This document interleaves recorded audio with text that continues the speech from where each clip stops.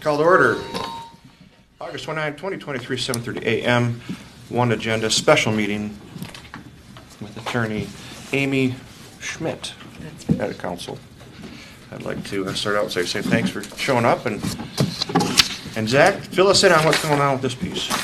If we need approval of agenda, a motion and a second, then I'll vote, and then we can go forward. I'll make the motion to approve. We Second. have a motion, we have a second. All in favor? Aye. All opposed? Motion passes. Hello, thank you. Good morning, EDA. Chair and members of EDA, we have the RFP for 18541 Levee Street. This was discussed at the last meeting and was denied, and we moved forward with doing a new RFP that was discussed at the last meeting. We said we'd like to have this meeting as a special meeting, be able to provide a turnaround to be able to give 30 days for the proposal to be submitted afterwards. So in times of trying to get things moving forward, we said give ourselves 2 weeks. The RFP was reviewed by both myself and Amy Schmidt, the city attorney, and was drafted based on the framework originally used in the first RFP. We're here for any comments, concerns, complaints, things you want to add. This is not finalized until you guys approve it today. Again, we're just approving to go out for RFP. We are not approving a RFP or a response to an RFP. We are just proposing an approval for the RFP itself. So this will take us 30 days whenever, again, if we can get to conclusion today, we will post this for 30 days, and then we will have then information will then be consolidated and sent to the EDA for review at the next EDA meeting, which will be in October, because we would skip the September meeting because that will be within the 30-day window. So it'll be October 24th is what we have in the draft. That'll be the 17th would be the, Oh, I'm sorry. October 17th has to be the next You're right. EDA meeting. Yep, so that's the consideration recommendation by EDA. And then we would have the consideration and selection by City Council on October 24th. We did do some review of title work on this and found that the title work was completed with the City of Dayton's name using their tax ID number. So this has to be approved by the City Council, even though it was given to the EDA by direction of the council to fulfill.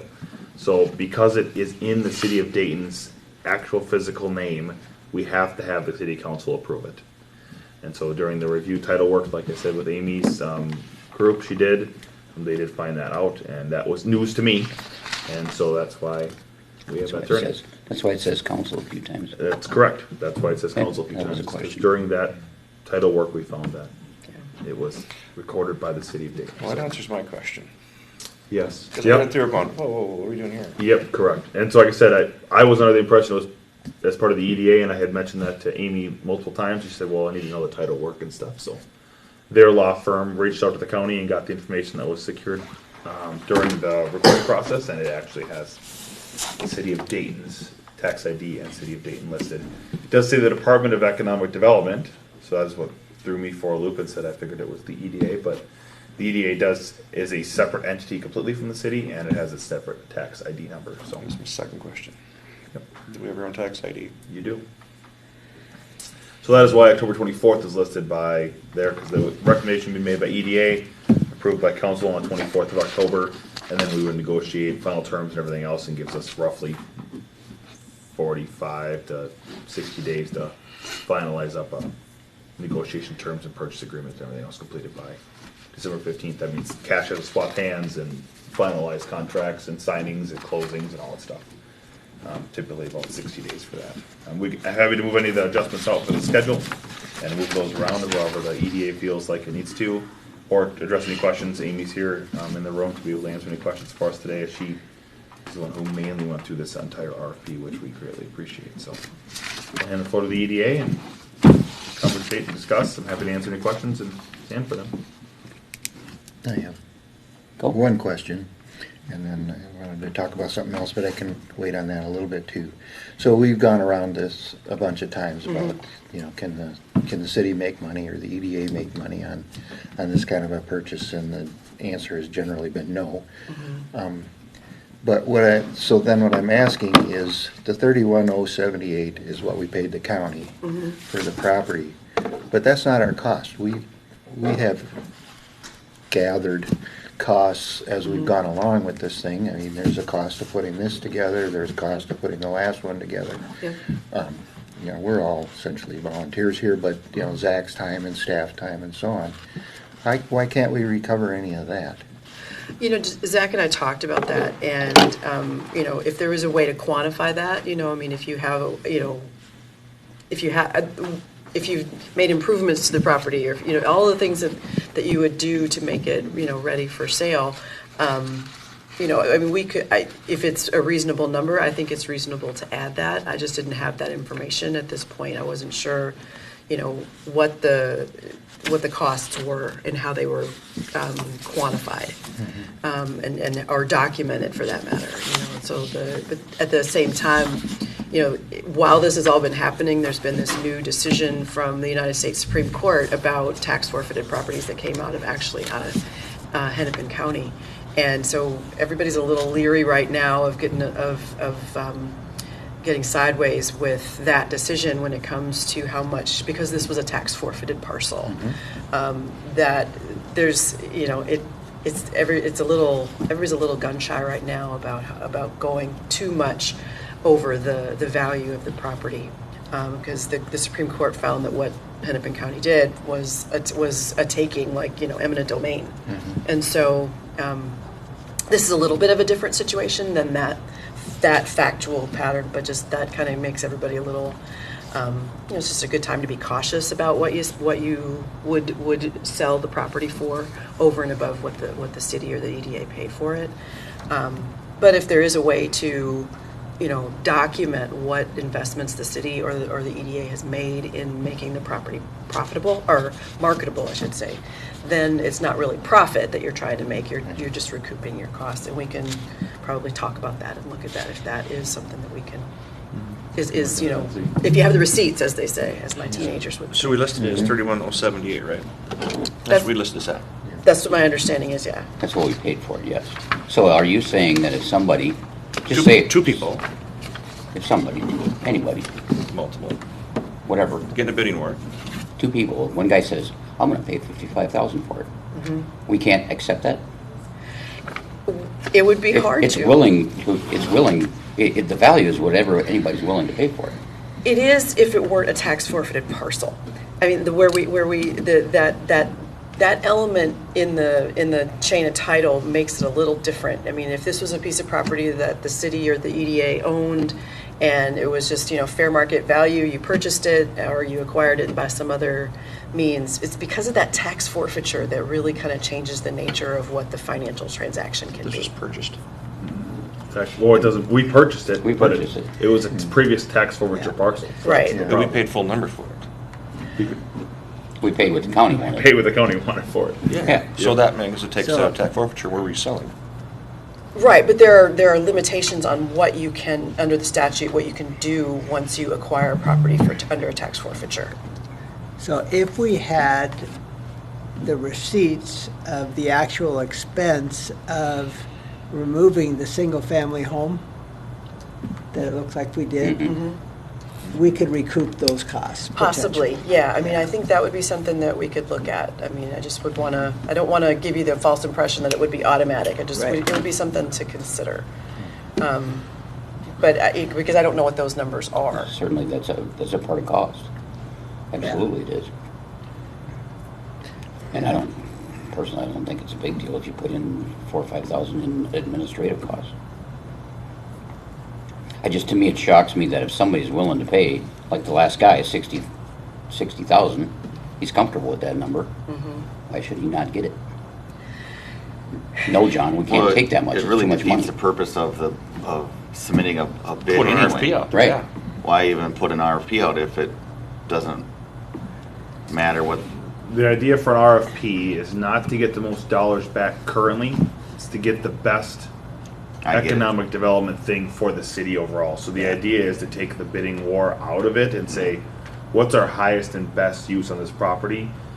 we get money back from that through Yeah. taxes, through tax capacity. It's just not as much as, making the money up front basically, and then also making it year over year. It gives the city greater control over Correct. the The idea is to get it development back on the process. tax roll, get some dollars for it, but get the highest and best use for the city. Yeah. That may not be the highest priced one, that's going to be the highest and best use. So I get that, and I think we're getting there, that I think that we should be able to recover our costs, we just have to determine what that is so that it can be, if it's challenged, that we've got the paperwork to Right. say, here's what we spent on this thing, Right. overall. So I think that we should try to, get a number on that, and then, Yeah. that plus this number is what Okay. our real cost is. But to your point, then what are we deciding on? And it's the quality of the proposal. That's pretty subjective, and so I want to make sure that when we get to that part of it is that we're, is that we're weighting these things in some way so that there's something to look back at. I'm real used to using some kind of decision grid, where we say, this is worth up to 5 points, and detailed description of construction cost and estimate, that's a point, and so we've got something, and then everybody can look at it and fill out their grid, and Zach will compile them, and then we've got, this. More admin time. Correct. And, and then we've got something at the end of the day that we can look at and say, this one scored the highest. Because not every one of in the proposed or required proposal contents, not every one of these things has got equal weight in my mind.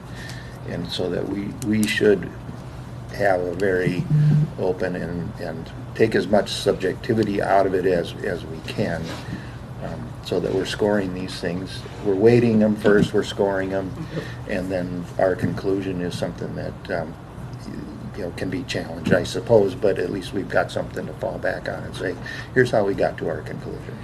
Moot point. And that weighting can happen in the scoring sheets that would go with your review of them.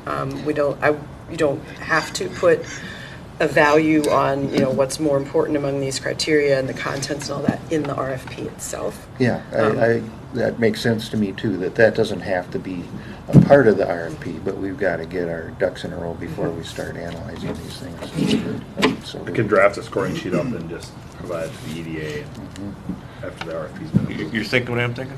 What? You get two people to do the same thing, they do the same building, the same everything else, how do you score them, how do you pick them? Well, my question was gonna be, within this RFP, can we put stipulations on, okay, if you are awarded the property, you have 3 months to obtain a permit, 6 months to start construction, 1 month to have it done. I don't want someone to end up with the property and then they don't do anything with it. Or there's Right. some Burn the other behind-the-scenes plan going on. It's like whoever buys it, they better know that they're building a house or they're building something. So you want to start a clock? That's Yes. where, to me, that we're not asking for what we want to build, what we want built. Sure, it says to fit the mixed use, but it doesn't say attached or detached building. And if you just say you get the lot and you put 3 units on it, if they're detached, or 2 units on it, you could build one this year and another one 5 years from now. Yeah. I don't think we want that. But there is Right. in the required proposal contents, there is detailed construction timeline is part of it. Yep. Mm-hmm. But I think as a group, we asked that we wanted attached. I think. Yeah, it's attached to the bid. I No, personally- attached buildings. If there's 2 units, you want them attached. Oh. Well, my opinion, I guess, as being in construction is, when you submit a bid for this, you also are gonna be submitting what you're proposing to build. It may not necessarily need to be full-blown plans, but you're gonna need to submit along with your bid a proposal of what you're gonna build, how big it's gonna be, your timeline. We wanna see what you're gonna build, Right. not just take someone's word for it. Right. I agree. Yeah. And I would say if a timeline is part of the requirement, which I think it should be, that takes some of the fear out of, I'm building one unit this year, I'm building another unit next year, I'm building another unit the next year, and this is gonna drag on for 5 years. At least in my mind. You want an all or none deal? No. I am saying that If there's a timeline that if there's kind a of somewhat takes care timeline, of that. we will understand that ahead of time. You know, So, to me, that's part of our decision grid. right, We right. maybe don't need to mandate that timeline, but ask people to provide it, and we wait that. You know, if somebody says, I'll have this done in 5 years, that's Right. worth less to me than Right, somebody saying, exactly. I'm breaking ground in the spring. Yeah. I don't know. I guess I have mixed feelings in that, because if it's not specifically outlined, there's always the chance for a lawsuit saying, well, I wasn't given the same opportunity as this person. If it was, I don't know what you think, if it's clearly outlined, What the there's no way that we criteria could be is. doing something wrong, versus if we just are kind of like, well, we just want to see what everyone submits. I think the criteria should be outlined right off the bat, what we want. Not what you're gonna build, but what the city wants. We ask for color too? Nope, Stones around the front, picket fences, the whole There's- deal? Actually, that's already in the. that's already in the plan, building code. Yeah. So what is a construction, a typical construction timeline? To build a house, 6 to 9 months is a very typical timeline.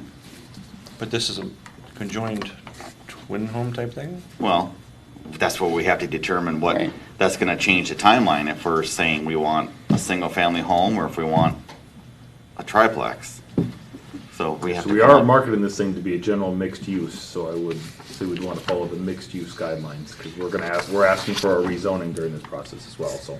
So, That alone, rezoning takes roughly 60-ish days just to get through a rezoning process, because they have to submit the rezoning, they have to go through planning commission, they have to go through council. And just having that alone, I think there's, public hearing process, there's, all of those things for rezoning stuff, so that's gonna take 60 to 90 days at a minimum. So, Well, if I don't we- know if you wanna, I get your point, Sean, of trying to get a specific timeline down, but I think I more agree with David, because if you give a specific timeline, now we've limited out who can do it quickest versus who can maybe do it the best, and so you're going with people who would maybe contract it out versus somebody who wants to build it themselves. And just because they can't provide it in the same timeline that a big company can, doesn't mean that their proposal's worse. They might be able to do 6 units on that thing, but the other one can only do 2. And so, What if we just said construction we mandate when construction should start, not necessarily be done? Because yeah, again, you can add whatever you want, like I said. I'm just The start of the feedback. clock. yeah, start of the clock. Again, I don't want someone to buy it Sit and then on it it. sits an empty lot for the next 10 years. Totally agree. You okay with that, Scott? Yeah, absolutely. So we'll start the clock, not finish the clock on that. That's fine. So that once they pull a permit, building permit's only good for 1 year. Yeah, but you can So- renew.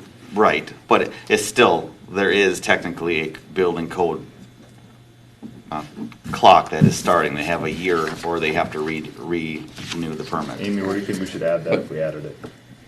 I think it can go in the method of award and selection criteria. And just do something along with proposal timing. But, okay. And you want it to be 1 year from the date of award? That's up to this group to decide.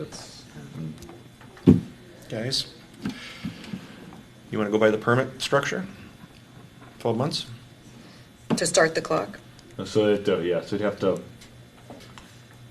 start the clock. So, I mean, you could do it Scott, what do you want to do? sooner than a year for whatever you want to do. I think a year's plenty of time to get. Sean, you all right with that? Yes. And that's to get started. Yeah, start the You have to clock. pull a building permit within a year of award. That's what we're saying, correct? And by pull a building permit means that they have the site plans done, they have to have the rezoning done, they have to have So their. you're going to spend some money on it. Yeah. Before you even put a shovel in the ground. Yeah, So correct. You're real, it's a real deal. Yeah. Okay, So we're the year. going to do that. We need a motion now, or you just going to put it in there? Nope, we're just putting it in there. and I can ask a question if that's okay.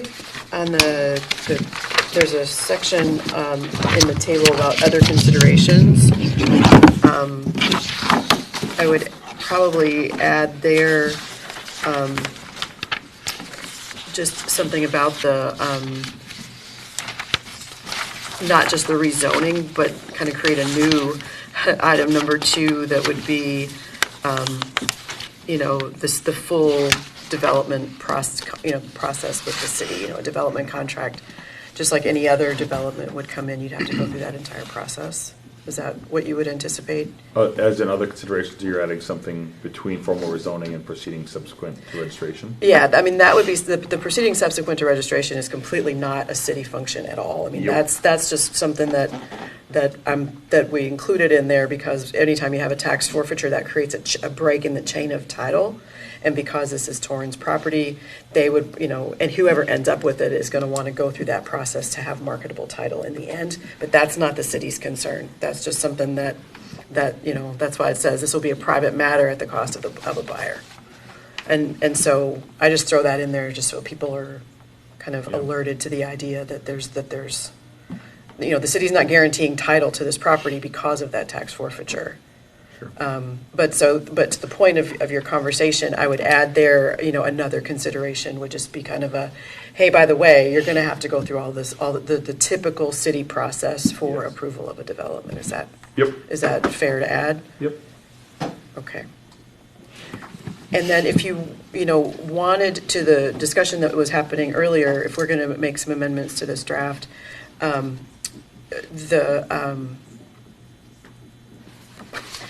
the intro paragraph, it says that that the RFP is being issued for medium density housing. Are there other characteristics elsewhere that we can that you're looking for as to what gets built there? Or because this is very open ended, it's kind of like tell us what you want to build there Right. within this kind of really general high level of parameters. But I mean, do you want to drill down and be more I specific think about? we need to be more specific. You're asking, otherwise, how are you going to weigh, I mean, in this case, it's a prime example. We already know there's possibly 2 bidders on this thing, and if they both stay engaged, if one guy gets it because he owns the next door lot, we need to know if either of these people are awarded this property, what can they build? Obviously, if you only have one, you can only build like 3 units attached. Do we want them? I say we want them attached, just so the guy doesn't build one this year, next year, 4 years from now. You're getting all of that locked into one building.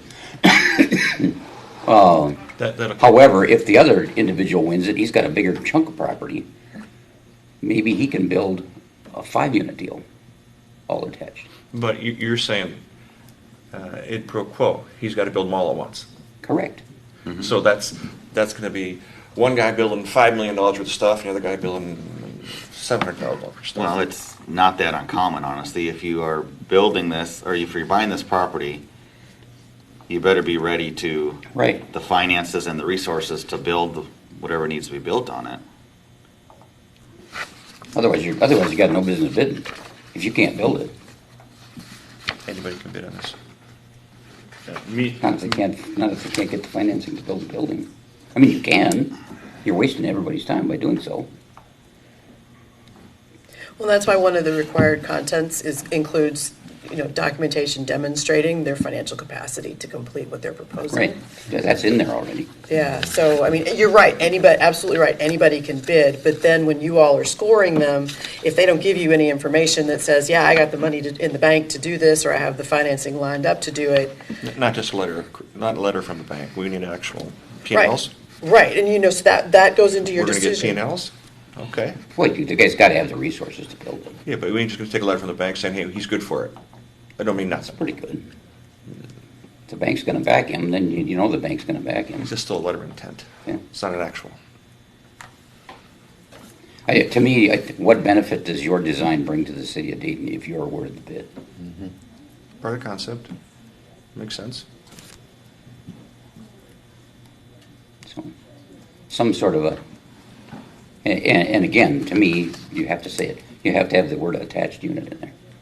if that's what we want. Correct. We currently say medium density, which means there's a 6 to 8 units 6 per to 8 units per acre. per acre. So, I think it's 8, actually. no, I think it's 6 to 8. It's 6 to 8. I think high density is 9 to 12 or something like But- that. 15. Mixed use 3 is a lot of things. Correct, yeah. We are specifically asking for medium density housing. That's in the first paragraph. We are seeking to have a redevelopment of property for medium density housing, which means we're specifically looking for housing. We aren't looking for a Quick Trip. We aren't looking for Right, a McDonald's. We're looking right. for medium density housing. So you can put whatever you want there, and I'm not saying you can't, because you can put attached units or non-attached units. But either way, they're going to be medium density housing, so it's going to be more than one per property. We're looking for more than a single family home. And we are Seems like if you, I mean, with the size of that lot, they're gonna have to be attached. I don't know how you'd get Right, that's what I was thinking independent too. buildings more than Yeah, one if you're on that specifically asking property. for medium density housing, I think we're kind of insinuating it's gonna be attached, because just based on the number of units per area, how can you get that many in there? It'd have to be really skinny, small, houses to get at least 2 or 3 detachments, because you have to have setbacks still from each one of the lots. They'd have to go through a platting process in order to do that, because they have to re-plat all the lots to make them work, so. It's gonna be real tight if they're not attached. I mean, we can say attached, but it seems to me from a practical standpoint, they're gonna have to be. We could say, yeah, doesn't matter to me, it's totally up to you guys. Sean, can you put two units on that comfortably? Well, I didn't look at the anything is measurements. possible. It's how small are you gonna make them? I mean, are you gonna build, you could put 10 tiny houses on there if you were, What's their height limit there? Probably 30 feet. I don't know, going off the top of my head, I couldn't tell you. Well, you can always have an AB. well, it'd be a typical 2-story. Typical, yeah. I mean, we don't really need any square foot minimum for the lot. How wide is the lot? Road I don't frontage? know. It's about 85 feet. 85 feet. 85 feet wide? You wouldn't be able to get more than 2. Two attached? Well, you have your side setbacks, which are gonna be 10 feet, right? No, I think they're 5 feet. 5 feet, so I that's, think, don't quote me on that, because I think it's pulling. so now we're down to 75 feet. 2 units, you split that in half. I mean, you're 37 feet. Or up and down. Yeah, 2 units wide. I'm just saying wide, you could probably fit 2 units wide. And then if you're talking to go up, then you could put 2 units up too. Then it'd be reasonable build. Like 2 up and down. Mm-hmm. Can we go to 3? Oh, sorry, I'm caught with 3 what? Be in the area. 3 high? Yeah. That depends on what the zoning is for that area, what the height limitation is. The side yard setback is 0 feet in the GMU 3. For principal structure. Front yard's built to line, I don't know what that says, it says see below. Side yard same as front, and rear yard is 20 feet minimum. Okay. That's your setbacks. So it's 75 wide, how deep? Building height shall be 25 feet or 2 stories, while the maximum building height on all buildings shall be 45 feet or 4 stories. So minimum's 25, tallest is 45.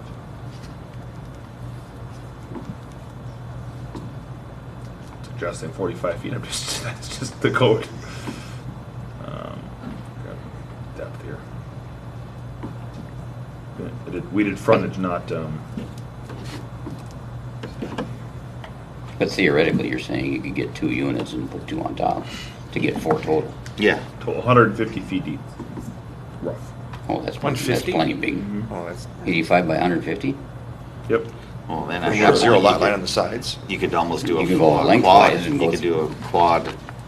Yep. Yeah, you could go this way with it Yep. and do, you could Yeah, get, 85, You can yeah, get 3 85 by of them. 150. You can get 3 and stack 2 with 3 on top. Theoretically, you could get a 6-plex if that's what somebody was going to build. yeah. Again, that would be high density. There'd be a number of units per acre. Right. Right not now, what we're we're limited to asking be, for. we're asking for medium. Yeah.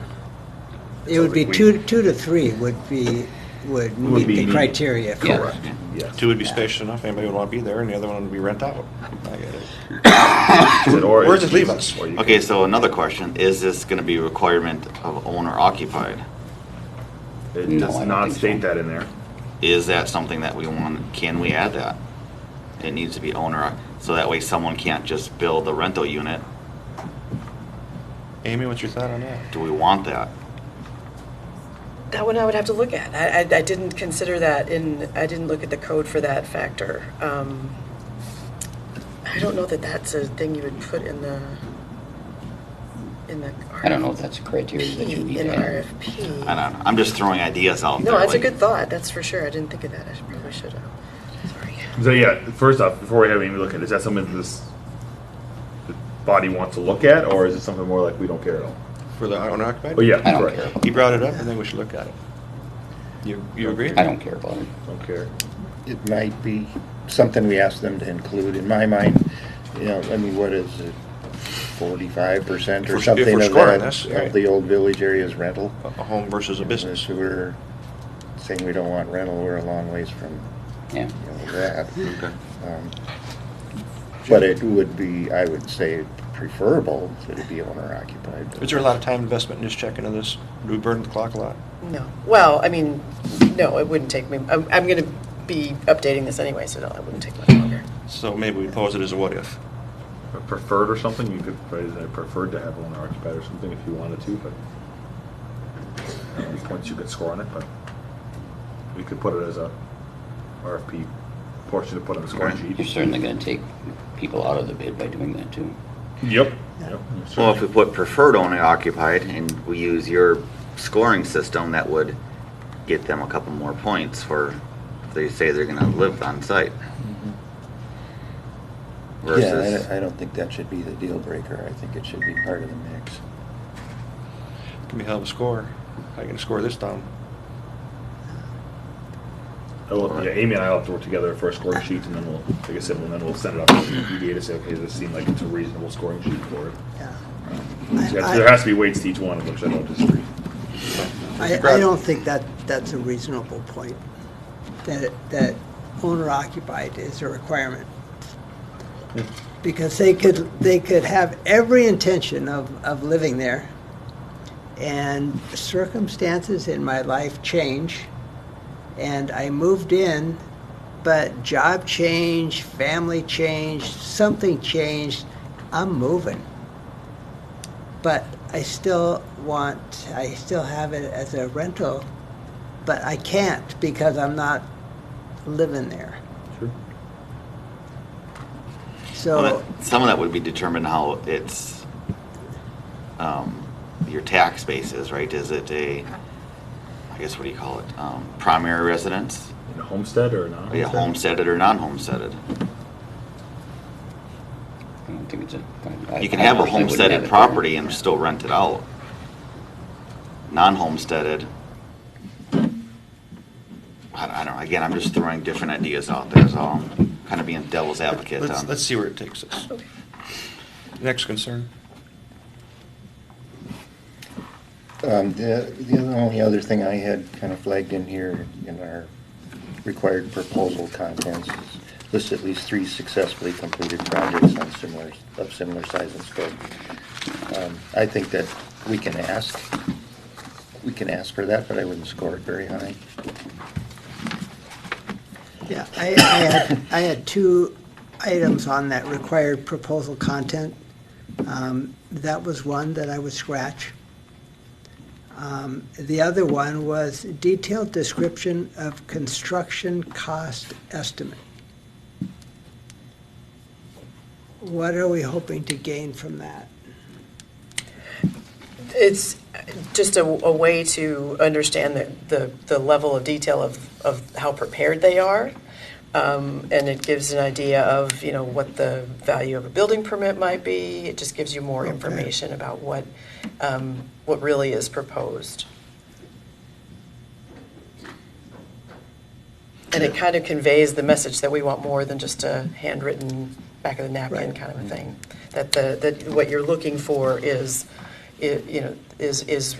real and is something that is, it can actually be achieved, and Okay. it goes to having this, basically the seriousness of a proposal. I think ultimately, we're trying to achieve 2 things out of this, right? We want what's best for that neighborhood, sort of overarching, but from the city standpoint, we want the most tax value out of the thing, right? And so I think the construction estimate of some kind, you know, can at least help us understand what, you know, what the differences might be between the bids. I think you get that pretty much on it. Most homes cost so much per square foot, however big they are, and it's This seems so arduous that we want the most value out of this tax base, but yet we can't sell this at a higher number. That don't even make any sense when Champlin does it all day long. They constantly flip their properties and they're building profit from it. On tax forfeited properties? Yes. I And their can't, council has advised them to do so. yeah, I can't speak to that because I don't know the full circumstances of it, but all I can do is give you the best advice that I can give you. So, So the Supreme Court deal, that was essentially there was over a condo that Hennepin County acquired through tax forfeiture, and then they sold it for a bunch more money, and right. the individual who lost the building to begin with said, hey, this doesn't seem right, I owe Yeah. $3,000 I should get in the taxes equity. or whatever, where'd the other $250 go? Or I'm making up numbers, but Right. essentially the Supreme Court said that was wrong. Yeah, exactly right. And like I said before, it's a little different than that fact pattern and what you're dealing with here, but it's just enough of a decision that kind of makes everybody, when you're dealing with tax forfeited properties now, just a little gun shy about, you know, trying to profiteer off of the acquisition of these properties. Because I don't even, honestly, in this case, I don't know what the tax bill was. I mean, because that was the issue in that case, just like you described, that it's, you know, she owed X number of dollars of taxes, they sold it for this much more. The argument was that she should get the equity, and that the county or the city shouldn't keep that. And so it's just enough to kind of give you pause to move cautiously when it comes to how much you resell it for. And then it's just, How about a potential lost earnings? All the years that didn't create tax revenue. Is that also quantifiable? no, that's a little, that would be very speculative and untested in the law. Not from when you're collecting to making zero. That wasn't part of what was argued with the Supreme Court, is all I can say on that. I mean, it's hard that would be hard to quantify, whereas if you have receipts for what it costs to tear down the building and secure the lot and make sure that, you know, it's not a hazard with, you know, an unfilled basement or all that kind of stuff, sort of to bring that property just into, you know, a quasi-marketable state, that if you have receipts for that, then that's something that is probably something to consider in your asking price for the property. Opportunity cost is not quantifiable. No, but potential loss earnings are. What's that? Potential loss earnings are quantifiable.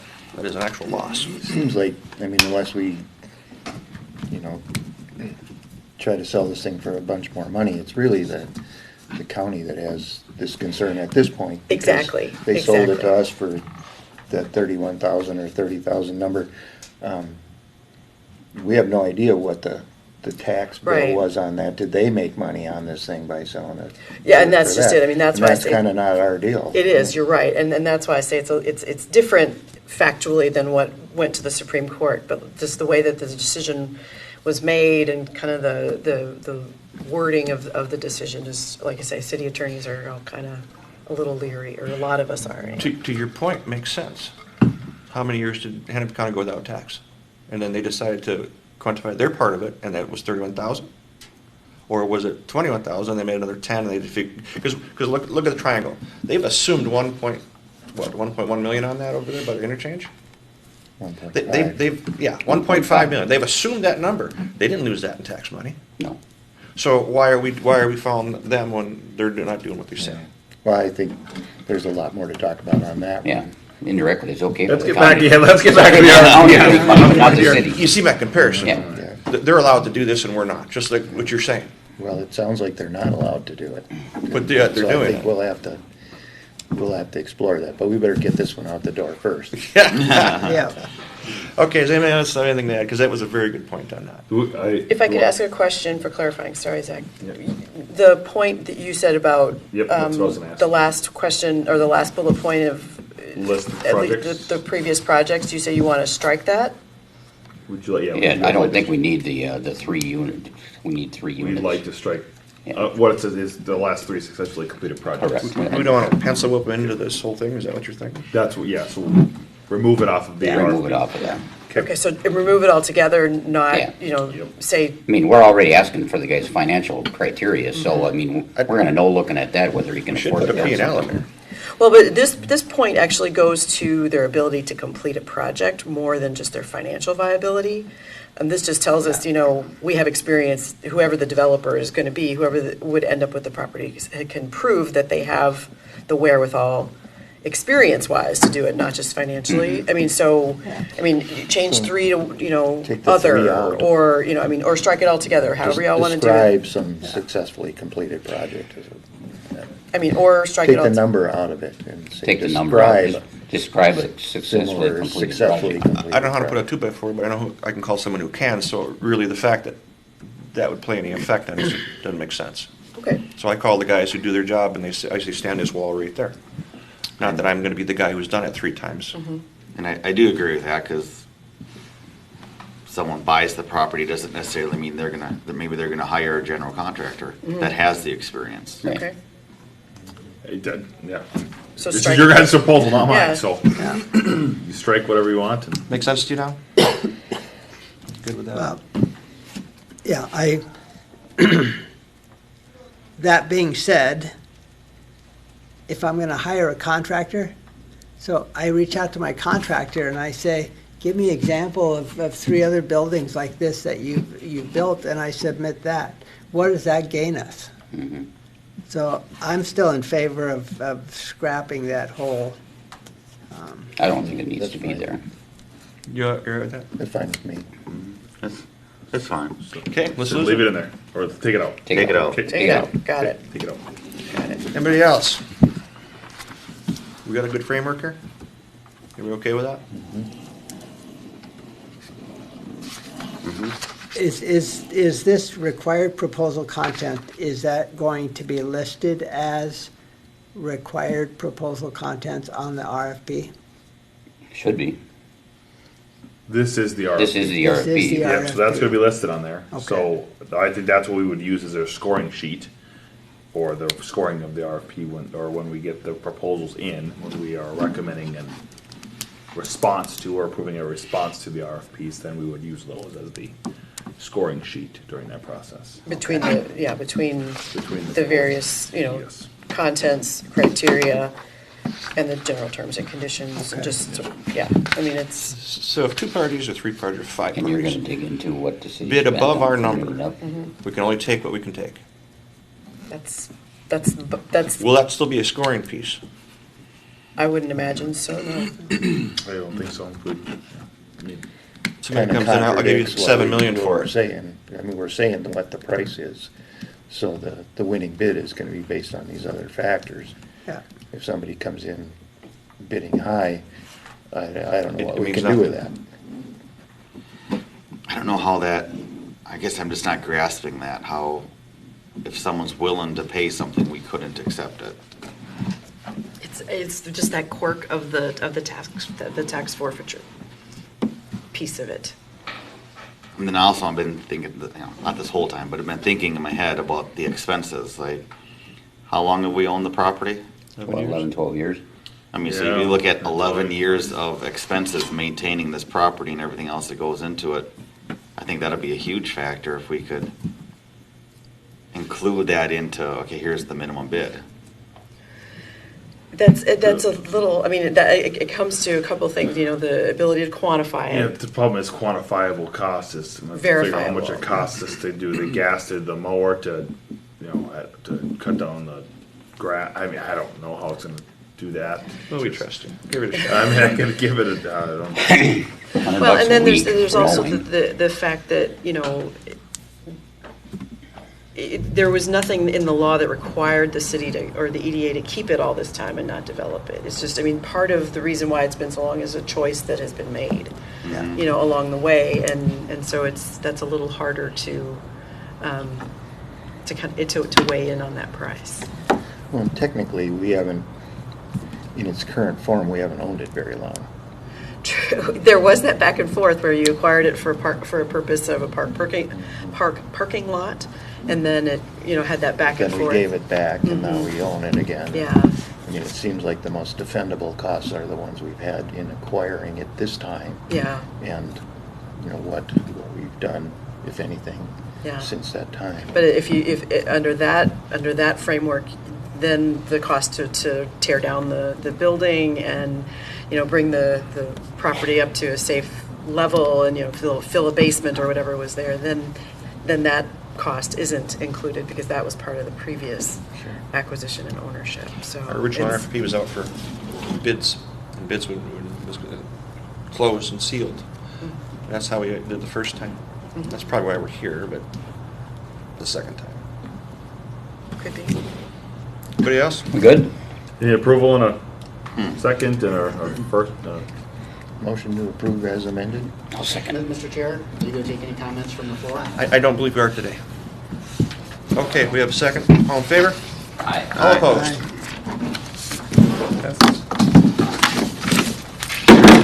Motion to adjourn? Motion to adjourn. Second. All in favor? Aye. Aye. Aye. Opposed? great.